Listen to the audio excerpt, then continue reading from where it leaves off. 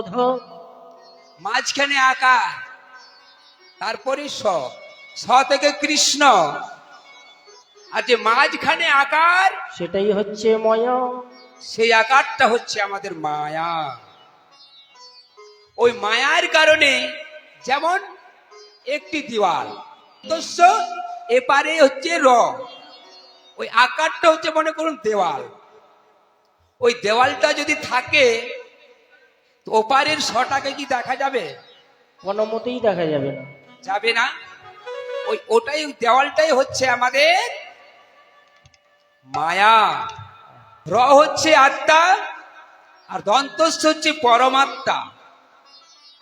ওই আকারটার কারণে আত্মা এবং পরমাত্মার আমাদের মিলন হচ্ছে না।